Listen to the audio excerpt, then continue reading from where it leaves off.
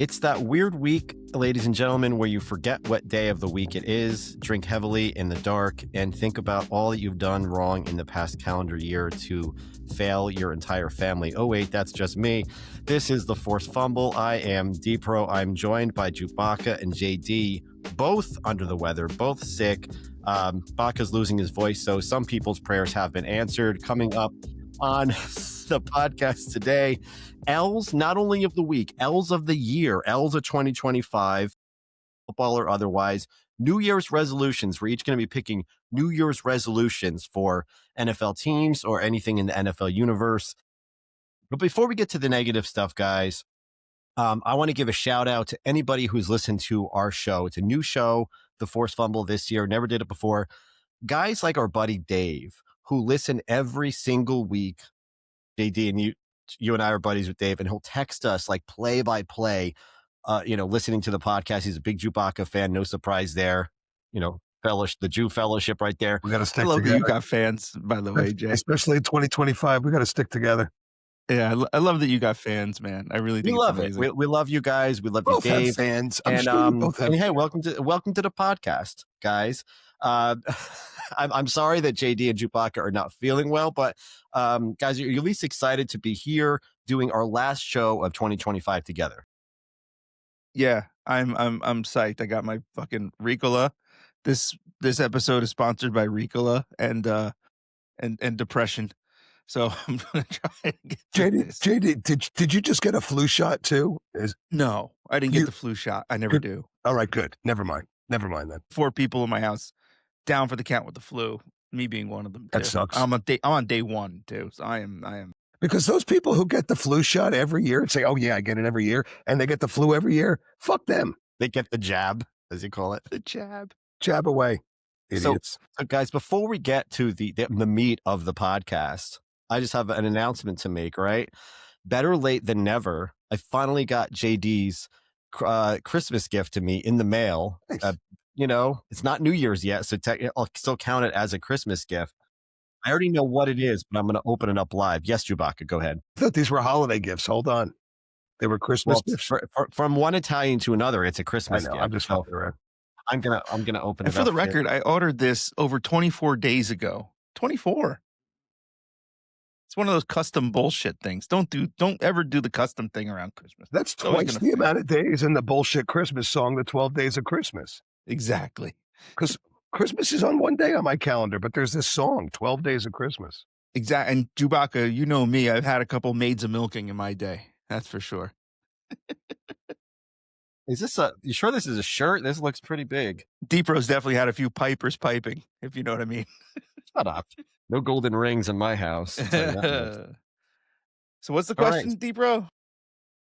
It's going on. I didn't know if this is a shirt or a freaking, a tarp. This thing is pretty big. This thing you got me here. It's a Jets shirt. This is Just End the Suffering. Just endure the suffering. I heard that today on the radio. Just endure the suffering. So stylish. Look at that. Yeah, this is fitting. I didn't get to see any of the Jets shellacking at the hands of the, of course, now elite again, New England Patriots. But so this is that didn't take long. It didn't take long. Yeah. The thing with the Jets that I watched a little bit of it that really bothered me was that even bad teams in the NFL right now, there's some sort of competitive thing happening, even with the bad teams. You look at the Giants, you look at the Titans, maybe even the Raiders to a degree, maybe. Even the bad teams are still hanging in there and have that puncher's chance. But with the Jets, there's none of that. There's no hope. There's no hope. I mean, yeah, you're right. But everybody else, they have some hope because they have hope at the quarterback position with Cam Ward in Tennessee starting to come on. Bryce Young is starting to look good in Carolina. Jackson Dart, of course, has had his moments with the Giants. But the Jets are just absolutely lost in the woods with nowhere to go. And we're going to get into them a little bit as well with some of our resolutions. I'm just looking at you with this shirt on, Doug. I'm just trying to take you seriously. Listen, if you are not watching this on YouTube, please switch over because this is an absolute ridiculous shirt. Perfect. But it fits. It's fitting for that time of year. So speaking of that time of year, how do you feel about football creeping into Christmas Day? Used to be an NBA thing. And now football's, of course, trying to take this over. Like pretty soon we're going to have 4th of July games. Like, how do you guys feel about it? I ordinarily don't like the NFL overgrab, overstep. Look at us. Look, I really don't. But since I can't really watch the NBA, I find the NBA unwatchable now, compared to the NBA that I grew up with, or arguably the greatest era of the NBA ever, the '90s, Hard agree on that, Baca. the mid to late '80s to late '90s. Um, so I don't mind at all. But again, ordinarily, football, like, it's just it's they're such whores. They whore themselves out so much that it's like, they did the Black Friday game. We got to see the Jets get shellacked, I believe, on a Black Friday. That was awesome. And now it's a Chris it's never enough, and it's just nauseating, but I hate the NBA, so have at it. NFL games, compared to other sports, used to feel special. And there weren't that many of them. So they were on Sundays, and then you have the special game on Mondays. And now it's getting so watered down So because watered down. there's so many games. Yeah. And also you're spreading them around so damn much, not giving the players enough rest. And you're getting players getting injured all the time. You have like Snoop Huntley playing, instead like in these primetime games. I'm like, who wants to see that stuff? I certainly don't. I forgot games were on Christmas. And I'm in a fantasy football final and I forgot games were on Christmas. I have to say, as someone who hosts over 20 people at my house on Christmas Day, having 3 games on during that Christmas block of hosting time is kinda great selfishly, though. It does give everyone, something to kinda gather around besides the Christmas tree. Um, Yeah, I get that. But to that point, we watch A Christmas Story every Christmas. We start watching it on Christmas Eve. We got the TBS, TNT. We go back and forth the commercials, even though you're watching it at 2 different parts. Fucking love it. And then Christmas Day, we're at my cousin's down the shore, and all it was just NBA, NFL all day. It was just a big nobody was gonna be putting on A Christmas Story, and I was really pissed that we didn't get to watch any of it. I think the thing is with me is that clearly the football is a Thanksgiving tradition. It is a mainstay. It is a staple of the Thanksgiving holiday. But just thinking of the non-football people, that's got to suck. If if now it's going to be played all day on Christmas, and there are many non-football people in my family who I'm sure don't appreciate. I still put it on, right? But I'm sure they don't appreciate it. I'd rather have something like A Christmas Story or National Lampoon, something else to put on that day to mark the occasion rather than mediocre football, which is what we got. hey, Baca, going back to your NBA, the era that we grew up in, man, give me Tom Chambers and Detlef Schrempf all day. Give me that era of basketball. I love that so much. I miss it so much. Rex Chapman? Oh, man, so good. How many white Greg people how many Ostertag. white NBA players are we gonna name from that era? I just that I was love them all. we're both sick, but Deep Road just made some crazy noise off Yeah. camera. Yeah, a little tickle. Let's talk New Year's resolution. I'm not big on New Year's resolutions. If anything, I try to I just completely gave up on trying to better myself in any way. But let's try to better some NFL teams or just better the league. Like who wants to start? What do you guys got? First off, I know you more than half my life, and he's being honest there. He's never tried to better himself. So he's I feel like I'm okay. The way he's I'm just average. I So I'm just gonna love stay your that way. transparency. Um, Yeah. my resolution is for the Detroit Lions. I think the Detroit Lions need to fucking figure out defense. Um, only the Giants, all the dregs, the Giants, the Jets, the Titans, the Commanders, the Cowboys, the Cincinnati Bengals, only those teams have let up more points than the Detroit Lions. To their credit, they're second in the league in points, but they're still 102 points but behind last year's pace. I really hope that they just figure out they're in the bottom third or so on turnover total. Um, so not ratio, but the total turnovers. I think they need to figure out defense. I think they need to go get another stud. And I don't know. I was asking JD before we came on. It's like I don't even know who the defensive coordinator is for the Lions. Do you? And he's like, I don't know who he is either. And I think when you're a team that's been, you got this head coach and everybody knows who he is, and a lot of people love him and bought in. I bought in, and I mean, he broke my heart this year because you guys know I really don't have a team that I call my own. So I was like pulling for Josh Allen. I'm pulling for Dan Campbell, and uh, Dan Campbell really he hurt me this year, and All right. I hope that him and the Ford family goes out and gets themselves some defensive help and gets them back because he's an exciting coach to watch and they're an exciting team to watch. But the fact that they're on the outside looking in, they're not making the playoffs. Oh They no, were the No, number they one seed last year in the NFC. yeah, they were. But now Now they're they're out. mathematically eliminated from the yep, they're playoffs, yes. eliminated. So that's disappointing. They got to fix And you that. frankly deserve to be mathematically eliminated when you lose to the Max Brosmer led Minnesota Vikings and have the worst offensive game of your career if you're Jared Goff. And I'm not bitter at all that Jared Goff is my starting quarterback in the fantasy finals of my league. Wah, wah. So I'm going to go. This is not about a specific team, but I have a lot of angst, a lot, like a lot of built up animosity about this. Change the NFL draft lottery system so that the worst team always gets the top pick in the draft. It encourages tanking. It encourages teams, fans of shitty franchises to root for their already losing team to lose more games and then for them to retroactively be angry like that the Jets lost this meaningless game to the Browns or to the Bengals. Like, I'm so fucking tired of hearing about bad teams who, oh, you gave up your chance to get the number one pick.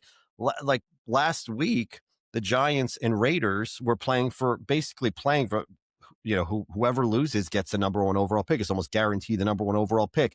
Max Crosby, by the way, and that's a player on the Raiders, JewBacca. That's a callback to earlier in the season. He's a defensive juggernaut, and the Raiders made a statement about how he doesn't give a shit about the number one pick. And then he subsequently was shut down, because of injuries and put on IR right after that. And then, the Raiders basically laid down for the Giants. Just adopt anything other than what you have right now. Adopt a lottery system like the NBA does, where if you're the worst team, you have the best chance at the number one pick. But just because you're an inept organization like the Raiders have been and the Jets have been and the Browns have been, you should not be automatically rewarded with the best player in the draft. That needs to change. So I don't know that it will, but that's something I'd love to see happen in the new year. I like that. A lot of people have been calling for that as a system that works, NBA's lottery system and how they handle it to eliminate tanking and sitting players, right? I just don't see a guy like the commish. Goodell. Yeah, Goodell. Oh my God, man. I got a fever if I can't think of Can't even commish remember Goodell. Goodell. Yeah. I just don't know. He's so antiquated, how to put it. And then he's like jerking off all these owners simultaneously, So in other words, there's a lot of people who he's influenced by. So I'm not sure those two things combined.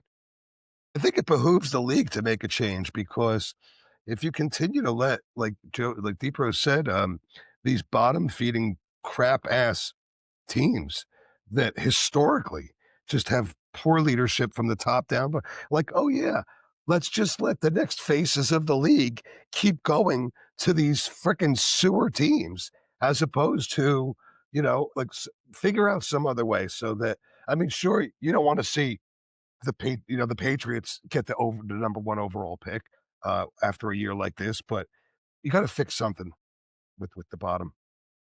Agreed. Yeah. To my other point, JewBacca, which is what you hit on right there, these elite prospects should not be punished for being elite prospects by going to the shittiest franchises. Yep. So, GD, what do you got? It's going to be a little close to what you just heard from JewBacca, but it's a little bit more about this individual. And that's Joe Burrow, who is the NFL's annual reminder that you've got this quarterback who looks like James Bond and is an absolute assassin out there, right? But then on the other side of the ball, you've got 11 Pauly Shores. He's got that killer instinct, Joe Burrow does, but sometimes that defense has the survival instinct of a houseplant. It really bothers me to see a team like the Bengals routinely make these same mistakes. So here's my New Year's resolution for the Bengals. Give Burrow some damn help. Not another wide receiver. You got plenty of those. Not another developmental lineman who is still developing in year 4 here. I mean, actual functioning defensive talent, the kind who don't let opposing tight ends run right through them like your face in a pair of titties at the bada bing. You know what I mean? That was Like, horrible. Against the Cardinals, they just were like letting these guys go in like they like as if they were making sure they didn't break their nails or something. It was terrible. yeah, and then like back to Burrow for a second. He's out there like dodging defenders like the Matrix. He's doing whatever he can, and the defensive unit is collapsing faster than like Vince Wilfork's folding chairs at his family reunion. You know what I mean? It's like Cincinnati looked at that formula for success: protect your quarterback, build a defense that can close games, and said, "Nah, let's see how many miracles Joe Burrow can pull off for us before his internal organs file for workman's comp." So I'm over it. I am. I want the Bengals to be one of these marquee AFC teams. There's a huge opening for that right now, and what we're seeing on the side of the AFC. It's just that Joe Burrow's out here playing chess while his defense is busy eating the chess pieces like a bunch of window lickers. So I just that's what I want for the Bengals. That's the New Year's resolution I have for them. I gotta say, GD, I appreciate the fact that you were like so fighting through like being sick right now, and you were like sweating through your like one-liners. Vince Wilfork breaking a chair. Like you're clearly. I appreciate the fact that you're pushing through, but you're definitely in a great deal of discomfort, and I appreciate that. Much like our buddy Joe Burrow is in a lot of discomfort for the Bengals, so it's appropriate. Yeah, when I was running through all these lines in my head on the toilet, like, oh, I should probably say this, I should probably say that. It all made sense then. Now I think the fever's taking over. It's Thank good. you. You come up with some great lines, man. Let's hand out our L's of the year. The teams, players, and NFL entities, or otherwise that we feel really deserves our L's of the year. I'm going to start because I just got to get this out of the way right away. I'm wearing the shirt right now that JD gave me. It's the New York Jets defense. You hired a defensive-minded coach in Aaron Glenn, so you figure, oh, the defense will at least be good. Fucking zero interceptions, and they are one game away from setting an unbreakable record with zero interceptions. I'm not even speaking like hyperbolically right here. I think either of the three of us could have been in a game and probably gotten a pick if we were just out there and the ball would just bounce to us. Like just even not even trying, the ball could fall into our hands. I agree, Deeper. Not to cut off, but watching the Bears and Niners last night, there were 2 or 3 tipped ball interceptions. Like like the ball goes off the hand, and then it's anybody's ball, including the Jets. You should get at least one of those. At least one of those. Exactly, at least one. I don't understand. There was one ball that was like a batted ball, a tipped ball, whatever, right? And it went up in the air, and this guy NYJ Matt, who's this tremendous New York Jets fan follow, wrote there was a ball that was up for grabs, but don't worry, the Jets cornerback jumped as high as he could and karate kicked the ball, so we're still safe with our record. Like that's exactly what the Jets defense seems to do. Like they just go out of their way to not intercept, no plays on the ball. Even recovered fumbles are extremely rare. I don't have the number, but are just the turnovers are extremely low, like astronomically low. And I'll put this here. There are people who are calling from Aaron Glenn's job. I don't think firing him is going to do any good right now. I think they're going to give him another year no matter what. See what he does with some more talent. I'm not hopeful. JewBacca said at the beginning, I think we're 3 games into the season. JewBacca said that Aaron Glenn is not the right man for the job. So far, he's been right, but I'm willing to see what he does with another season. That's it. You're a better man than me, Joe, because I don't know about that. Just maybe a more naive man than you. So, JewBacca, what do you have for your L of the year? So the Detroit Lions should have been my shit to bed candidate. That would have been awesome. I would have been like the Baca Nostradamus if I would have said Detroit Lions instead of picking the Chargers, who look like they're going to certainly make the playoffs, although they did have a big loss at home this past weekend, but against one of the best defenses going. Detroit Lions, if they don't beat Chicago in Week 18, they're going to go 1-5 in their division. Last year, they were 6-0 in the division. They lost 2 games last year, and here they are, an 8-8 football team. I just think that they're the big losers because Dan Campbell had me really buy in, and I really thought that they were going to be the team to beat this year, and they've been anything but. So they're my New Year's resolution to improve the defense, and they are my big L as well. It's all Detroit all Enough, day. not for nothing, JewBacca, but they were the number one seed in the NFC last year. Huge, powerhouse. And the Chiefs were the number one seed in the AFC, Both and of they are them. also losing record, and they are completely out of the playoff picture, which may be Travis Kelce's final year. Um, he's doing fine, don't get me wrong, but it is kind of sad to see one of the all-time greats out of position just go out with a whimper, which is what his career would go out on if it ends like this. JD, what about you? What do you got? My L of the year is Brian Thomas. Last year, this guy frankly looked like the future of the franchise, wide receiver, right? Smooth, Yeah. confident, catching Looked like a everything. stud, yeah.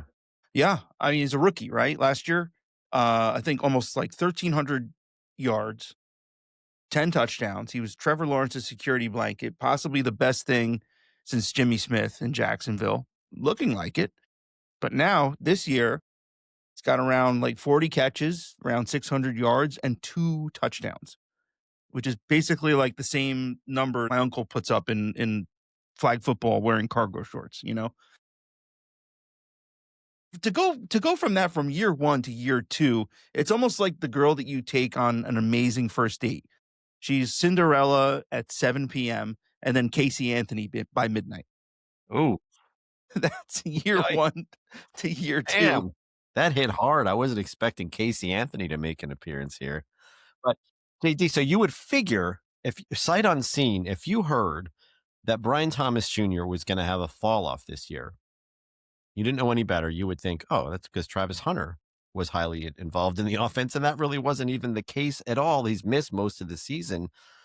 It's unexplainable, the fall off that he's had, given the fact that the Jags have had a great year. Yeah, Hunter's had 1 touchdown. But between the 2 of them, so in August, if you're a Jags fan in August, you're excited for Brian Thomas and Travis Hunter together, and then you end up with 3 touchdowns from them. But now, I mean, looking at what the Jags have now, they're exciting right now. I mean, they've got what's his name, Jacoby Myers, and then Washington, yeah. an emergent Parker Washington instead. So I think Jacoby Myers is a fantastic wide receiver. And you got him at the trade deadline, right? And this, by the way, this is like, not to belabor the point, this is the type of shit that never happens to teams like the Jets. They just, you don't just pick up these guys and like, oh, an emerging, rook like Parker Washington, like that doesn't happen. They don't trade for a guy who's like suddenly kind of a stud. They got like Adonai Mitchell and John Mechie who were getting like, 2 for 36 every game. Nothing against them, but no, complete afterthoughts on their own franchises before that. Yeah. And then, Jacoby Myers, right? So then they get a player like that, and then they sign him to an extension. Like they've got him now, so he's not going anywhere. And I think it's interesting to see the Jags pivot like that mid-season to what they have now in Parker Washington and Jacoby Myers. But so Brian Thomas, my L of the year, disappointed a lot of people in not only real life but fantasy, who took him in round 2 or maybe low round 1. He was drafted as a top 10 receiver. Sure. And has just been an absolute abomination. How many Kind of like my performance tonight. How many of your teams, JD, is that guy on? I drafted him in 1, and then I was like the 3rd or 4th person to pick him up in maybe a league or 2, just as like a back end of the bench, has to be better than Tyler Lockett kind of, selection there at the back end of the sad wide receiver phylum, but no good, man. Never cracked my starting lineup. Well, man, this is our sign off for 2025. I want to thank everybody who has listened to this show, who has subscribed, who has left us reviews. If you haven't, there's still time to do that. Like I said, our first year doing this, we managed to make over almost every week work. We still have 1 more week left, and then we're going to go into the playoffs and the Super Bowl. By popular demand. Popular demand. Yeah, absolutely. People want their fumble during the playoffs. People want their fumble. I agree. I'm trying to do JewBacca's voice.